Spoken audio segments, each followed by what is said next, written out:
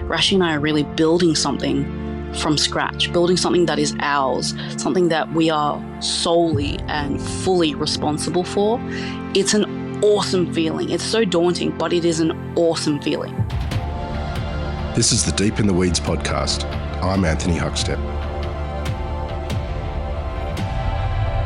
We've talked to many guests who have moved from one career into one in the food industry. But what's that like for those looking to open their very first restaurant? Sarah Tiong is the co-owner of the soon-to-be-open Ogni in Surrey Hills, Sydney. Sarah, how are you? Hi, Anthony. I'm well, thank you. How are you? I'm good. You're on the verge of opening your very first restaurant. How are you feeling? Oh, it's right on the cusp. Oh my gosh. It's both stressful, exhilarating. Oh God, it's been a nightmare and a dream all at once. Have you, tell us a little bit about it. Have you bitten off more than you can chew? Are you surprised by what it takes to open a restaurant? Definitely surprised by what it takes, because look, this has been a couple years in the making now, and with serious venue, inspections and all of that. And of course, this isn't our first venue that we've inspected. Rashidul, my business partner, who was also a masterchef actually, and we've gone through so many different things together, so many different venues, so many different negotiations. And that's really the hard part that surprised me, really trying to get what you want, but trying to be fair. Everybody's, trying to make $1. Everybody's trying to do the right thing. But at the end of the day, it's really hard to find everything that ticks the boxes. Yeah. Tell us a bit about the site that you did settle on. Where is it and what's so great about it for what you're doing? So we were lucky enough to actually get in touch with the owners of a restaurant called Soul Dining. And they're one of Sydney's best modern Korean restaurants, actually. And they happen to be moving out of their venue at Surrey Hills into a much larger venue. And, they've experienced such success and growth. But we hit it off with them right away. And, we were like, look, if you're open to it, we'd love to take over the venue, and things sort of moved from there. And it was literally just a stroke of luck that we were able to get in contact with them. It was amazing. That site's actually had a few different restaurants in it, from the Devonshire to as you say, Soul Dining. Have you changed much about the internals and the kitchen and things like that? So the kitchen's pretty much going to stay the same. Obviously, our equipment's coming in. So currently, Soul Dining has this incredible halo of a light in the dining room. It's huge, and it's their centerpiece, really. And that to me was the Soul Dining kind of signature.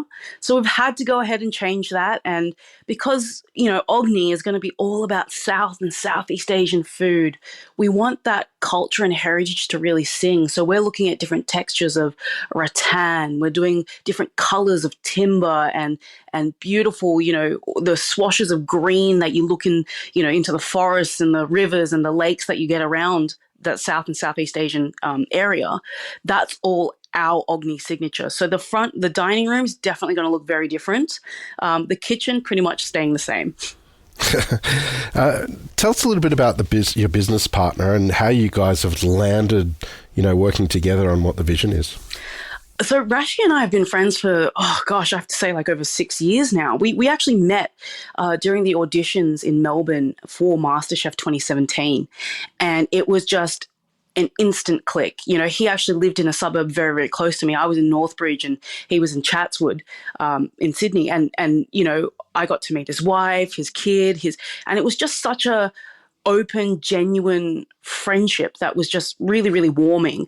And we would talk about food all the time, and we figured we had very similar tastes and actually probably very similar upbringings. So we've continued that friendship. And actually after the 2020 season I was on, he called me up and he's like, "Hey, Sarah, I know we haven't met up in a while. COVID's a bit hard and all that. And let's meet up. I have some ideas I wanted to talk to you about."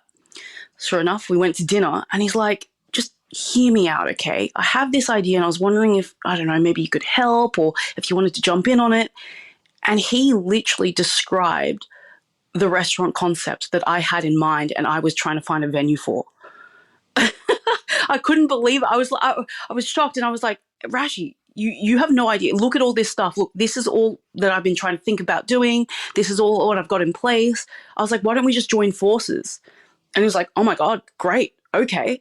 But it's really interesting that that concept has actually really developed and evolved since then. I mean, the heart of it's the same, right? It's all about kind of, we love to say it as this, right? We say it's the modern Australian story with South and Southeast Asian heritage, right? Because it's all about our sort of immigration story to Australia, our parents, our grandparents, how they lived compared to how we live now, how Rashi's kids are going to be growing up. It's such a moving and like evolving and natural, like transformational journey of how food identity really works. And so for us, that was real key to, as we landed on this soul dining venue, we were like, you know what? Ogni's got to capture all of this. Ogni's really got to show something different about South and Southeast Asian food.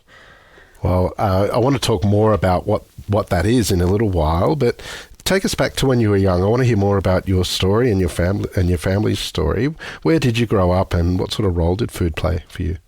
Yeah, so I was born and raised in Sydney, but my parents are actually from a tiny village in Sarawak, Malaysia, called Cebu. I say tiny, it's probably one of their biggest cities, but it's pretty small compared to like any of the cities here. And my mum grew up right by the river.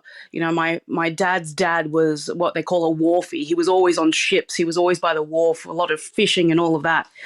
And it was really interesting because my parents, like a lot of, I suppose, Malaysians in that sort of their generation, right after high school, migrated over to either the UK or Australia or the US or New Zealand. And that was just kind of the thing you did. And so my parents came over when they were just teenagers, literally fresh out of high school. My mum worked 3 different jobs, went to nursing school. My father went to university to study optometry. And it was very much a hustle, hustle, hustle kind of lifestyle. We've got to build up that foundation. And it's interesting because you leave home at 17 years old, you probably don't know much about food. You don't know much about cooking. So mum had to kind of recreate all of that stuff from memory, from taste, from feel, and so creating that with very different, I suppose, ingredients that she found here. She loved to tell this story, right? She would go to the butcher and she'd be like, oh, I'd love a kilo of chicken wings or chicken necks or chicken bones. And, the butcher would be like, oh, okay. And then one day she saw, okay, she has some roommates. She's like, okay, I'm going to cook up a big feast. I'll go and get 3 kilos. And the butcher goes, wow, they must be really large dogs you have. And mum's like, oh, yes, 3 large dogs.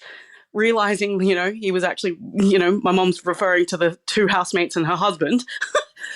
But it's that kind of difference, right? Like back then, chicken necks, chicken wings weren't really a thing, but mum and dad grew up eating that. And now it's such a popular thing. So obviously fast forward, mum's got 2 kids now, me and my brother, and she's got to feed us. She's got to give us the sort of comfort foods that she kind of had. And it's really interesting because I'm very much, my tastes are very much, I love like congee. I love soup noodles. I love like fish head curry. I love all of that. My brother, he loves a T-bone steak. He loves spaghetti and meatballs. He loves, sausage rolls, all that kind of stuff. So mum again had to adapt and, really, just adapt to that kind of taste and that kind of culture that, her kids who are children of immigrants, they bring on a different identity with food as well. So, for me, I kind of got the best of both worlds, right? I learned all these international foods, Italian, Lebanese food, Japanese food, Spanish food, because my brother and I were just curious. But I had that foundation of really beautiful Chinese, Malaysian food as well. You didn't start in the food industry. Tell us a little bit about sort of what you did originally with your career and how did food come into it? Yeah, definitely didn't start in the food industry. I've had uncles and aunts who've been in food industry and, they're all of the generation that's like, never do it. It's too hard. It's too hard on the family. It's too hard on your body. It's, so obviously I grew up thinking, okay, well, I've got to go to university. I've got to do something, that, my parents can, brag about to their other friends. So I actually ended up studying a double degree in law and actuarial studies, which, it's, I think that if anything's biting off more than I can chew, it's probably that. I just remember a lot of sleepless nights, a lot of like crying into my textbooks. Why did I choose to do this? But it actually opened a whole lot of doors for me. And I was actually very lucky in my career as a lawyer. For about 8-9 years now, I moved through risk. I moved through, working for government and, defense housing and into, PwC and eventually landing at AMP. And, working through all of those years as a lawyer, you really do make connections. It does give you that kind of feel of like, oh, cool, I'm all in corporate now. I've got this ladder to climb. Oh, gosh, I can set these goals for myself. But you just get this little feeling, this little sort of flame burning. And in me, it was like this little flame that was like, what are you doing? Like, you just love food and you love to feed other people. You love to be creative. You want to create a team. You want to do something, like make that leap. And what's actually interesting is the thing that made me take that leap was not just MasterChef. Of course, that opened doors, but actually my mother passing in 2020, which it's interesting because that grief was just this horrific, but yet kind of romantic and kind of just this incredibly difficult, like a second soul almost. It was so big and so heavy that it was just this motivating thing that was like, do you know what? Your mum came here with nothing at 17 and she took a risk. She started her own business eventually. She really, she didn't have the freedoms to follow what she was passionate about, but she did everything to create a happy life for the family. And she's like, and now you've been given this incredible opportunity, a great start in life. What are you doing? Do you really want to become a partner of a law firm in another, 10, 15 years? And then what are you going to do? Spend 30 hours a day? There's not even 30 hours a day. 30 hours a day in the office? Like, no, that's not what I want to do. Right? I want to be with people. I want to serve them. I want to show them a little bit about where I'm from and my story. So yeah, law was not it. Tell us a little bit about what you were cooking at that time and that love that you were getting for food and feeding people. What do you have sort of a feast or something that you remember that you can tell us about as you were while you were still a lawyer?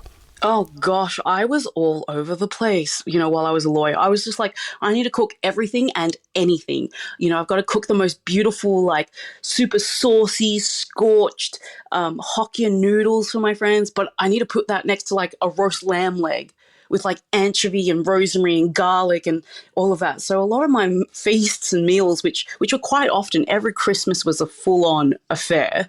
But it was always sort of this hodgepodge of like strangely Australian foods and strangely like Malaysian and strangely Chinese. And, let's just throw in some Japanese things for good measure. So there was this kind of like this, I suppose you describe it as a hunger as well, right? This hunger to be like, I want to feed you everything. I want to show you what I've learned this year. I want to show you, the things that I love. And, oh, I know your favorite flavor is that. So I created something based on that flavor.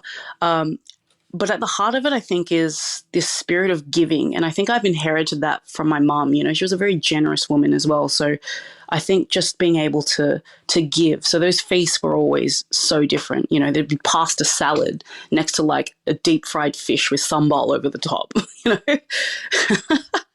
Tell us about the shift to food. Where did it start? What was the trigger? I think the real trigger was honestly starting to, as my mum's health declined when I was sort of in university and coming out of university, I took over a lot of that cooking at home and, sort of that shift between helping mum out to then being responsible for, I've got to do the weekly shop. I've got to look for specials. I've got to come home. I've got to be creative with what was on special. I'm on a budget, and then being able to create such a meal that the whole family could sit down to, and everyone, including my brother with his, eclectic tastes, I would say, would enjoy. So I think from there, I just found this real joy in the process of it and being able to serve that food. For me, that was that switch. Tell us about MasterChef. Why and how did you end up on it? I have to be really honest about the first time I went on MasterChef. I probably wasn't the most sober when I put the application in, which I don't recommend to anyone. But yeah, I'd always been like, a fan of the show, and friends had been like, "Oh my god, you should try out. Like, just go see how far you can get." And I always thought, where else am I going to get the chance other than going to like cooking school? Am I going to get a chance to really kind of see what my food is like compared to the person next to me, or what do people who are in the industry, what do they actually think of my food? So one day, of course, just after some work drinks, I was just like, do you know what? I got nothing to lose. I'll just apply. And sure enough, I'd actually forgotten about the application. A few weeks later, I get a call, and they're like, okay, well, get ready. The auditions in Sydney are going to be on this date and this date, and you have to do, this, come up with a dish with this and come up with a dish with that. And I was like, oh my God, what have I done? And then the worst surprise is, oh gosh, I've gone to Melbourne. Oh gosh, I've got an apron. Oh my God, what am I going to do about my job? And even then I was sort of like, how am I going to tell my mother about this? But she did take a couple weeks to come round to it. And then she was suddenly my number one fan. Well, what was the experience like? What did you take out of it in regards to food? I definitely learnt I suppose the biggest thing I learnt was the generosity of knowledge. Like a lot of the times people were very guarded about, their recipes and their techniques and what they did. But there was also a group of people that were really, really generous with how they came up with things and sharing ideas, and learning sort of the different cultures and backgrounds of people and how that impacted their food. And Rashi's one of those people. I didn't get to spend a lot of time with him on the show, but he was talking about Bengali food. He was, showing me things that he cooked for his kids, and he was so into desserts at the time, and he still is. But he was just showing me like the perfect honeycomb, the most amazing flavor combinations for ice creams and things like that. And it was just eye-opening. And then you fast forward to 2020 and the pressure's off a little bit. You've got people that are returning to the show, and the generosity of knowledge and skill is even greater there. And, I started, making best of friends with Rose and Poe, and, and Mandy was a connection through them. And, it was just incredible to see the experience that they've had and the difference in style and how they love to eat. And actually, I think I learnt more sharing dinners with them back at the hotels and apartments than I did on the show. Yeah. The world of MasterChef is a lot different to the realities of running a restaurant. Tell us about this shift into the restaurant world and what surprised you about it. Yeah, look, the shift into the restaurant world has been a huge sort of splash of ice water on the face. It's sort of like, oh my goodness, it's different. The way you speak to people is different. The way you go about things is different. The way you organize your time, how kind of agile and flexible and adaptable you have to be is so different. It's, it is sort of that kind of shift of, starting to own your own business, going from working for a big corporate to owning your own business. But it's a little more than that, I think, especially with the restaurant business. It's not just the equipment. It's not just the space. It's not just all the physical things. It's you rely on people. Everyone from, the builders that are doing your fit out to the designer that's helping you create that environment and that vibe for your place that you want your guests to feel like they are really having a great time. And then to the people that you're hiring, to the people that you're actually physically relying on to make this thing a reality. And it's been so interesting because, corporate it chews you up, it spits you out, it's unforgiving. They don't really care, right? You go from one corporation to the next. But here it's sort of like I've really found this this love of trying to build bridges and build trust with the people that I interview and the people that I really, I make connections with suppliers. I'm like, oh, I'll go straight to the farmer and I want to meet them. Oh, I remember I tasted this at this restaurant. I'll call that chef up and be like, hey, who supplies that? What can I do to get my hands on that too? Can you show me what to do, what you can do with this this ingredient? it's really creating that sort of environment. And I think for me and Rashi, that's become such an important part of what we do. And we want to carry that spirit and attitude into our restaurant as well. So that biggest shift of really, you're really, really intentionally building that trust, building good relationships, and being open with your knowledge and being open with what you don't know as well. That for me has been the biggest change. Tell us a little bit about the menu creation and the dish creation. How do you work with Rashi to create the menu? And is there an example or two that you can give of the sort of food that you'll have? Yeah, absolutely. Oh my gosh. Okay. Rashi and I think we literally just started by going to the market, just picking any ingredient we love and just cooking it up, like cooking everything. And we have had a lot of fails, trust me, but literally just being like, oh, Sarah, you've never had this dish that, my father in Bangladesh used to cook for me. I'm going to cook it for you. Or I'll be like, hey, Rashi, I've got this incredible idea that I keep cooking every year at Christmas and people love it. I'm going to cook it for you. And then we just critique each other. We twist and we kind of do that. And, we come up with things like this beautiful barbecued calamari glazed in mango, served with a green mango salad. You get the sweetness, the smokiness, and then you get that really beautiful pickly tang from that green mango. Rashi's got this incredible school prawn pakora. And I was saying, we kind of do something similar, but I've never seen it done this way. He smokes the school prawns before and he crushes them up and then it forms this like little patty and he fries them to perfect brown. And it is just so beautiful. And I said, hey, what if I created a green, like sort of herby, zingy sauce to go with that? And we wrapped it in betel leaf. Oh my gosh, that would be amazing. And that's one of the, our bar snacks now. Yeah, and I do this beautiful rub of star anise and Sarawak pepper, and it's so heavy on the pepper and star anise, and we rub that over a beautiful like ribeye as a special. We're going to do that with charred lime, and it's just food that I would love to eat, food that I would love to share. That's at the heart of it. It sounds amazing.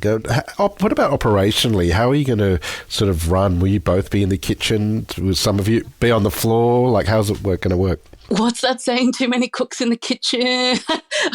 But actually, that was a big conversation for us because, Arashi has this passion for desserts. And actually, throughout this journey, this past year, he's actually become one of the best bartenders I know. So it's weird. It's really weird. But we were sort of like, okay, well, what are our strengths and what do we want to really focus on? And so he and I sat down and he's like, well, I want to do desserts for sure. And I was like, thank God, because I'm really, I'm diabetic too, so I don't eat that many sweets. Yeah. So I was like, you handle that. You handle the bar. In fact, you handle all the cold things up there. And I was like, I love it by the 6-burner stove. I love it by the little hibachi. I love, the steam that comes out of the combi oven. I love the heat and the adrenaline there. So we're both going to be in the kitchen, definitely full time for quite a bit until the wheels are, fully automatic and our chefs can really take the steering wheel going forward. But very much looking forward to it, being in the kitchen, being among the people, serving our food. How long until you're open and sort of how are you feeling? How are you going to feel once the doors open? Our target date is the 1st of December. And that's the scoop, right? Because I haven't actually announced it, but that's the target date. I am equal parts anxious and like overly eager. I am so excited to be in the kitchen. I'm so excited to welcome guests into this place, into like my little home. I can't wait, honestly. We've had a few people on the show that have moved into the food industry. Mm-hmm. What impact has that change had on you? You come from a completely different field and moved into something that you love. What impact has that change had on you? It's so inspirational to see. Like, one of my favorite success stories, right, is Callum Han from South Australia. He is incredibly inspirational, incredibly successful, and I love his work ethic. And just getting to know him a little bit through the show, the advice he gives, and the way he's so logical and down to earth, and he never tries to like knock you down at your knees. He's always sort of like there to support you and there to kind of help you. And he's been a great influence for me. And then you look at people like Rose, who that beautiful cafe again in South Australia. South Australians have something with it. I don't know, but honestly, like her cafe is one of the most warm, homely, yet just beautifully elegant places. It's always my first stop whenever I land in Adelaide.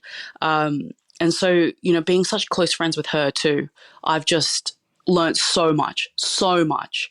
So I think MasterChef, they say it changes lives, and I really think it does. But what's really incredible is we call ourselves, everybody from any season, we call ourselves the MasterChef family, right? And it's just so incredibly cool to see that people have been able to make that change. And so for me, having that inspiration, I'm like, why not make that leap? You're lucky enough to have some security behind you, and you've got people supporting you. Go do it. Go try it. And, nothing comes easy. You're going to have to work hard at it. But my God, you're going to love it along the way. So do it. Yeah. Well, that opening day is veering down on you very quickly. What do you love about what you do? I love the people aspect of it, the creativity, all of that. But it's mostly, being able to show someone else the recipes that I've had in my head, or that Rashi and I have been like working at and being like, hey, what do you think of this recipe?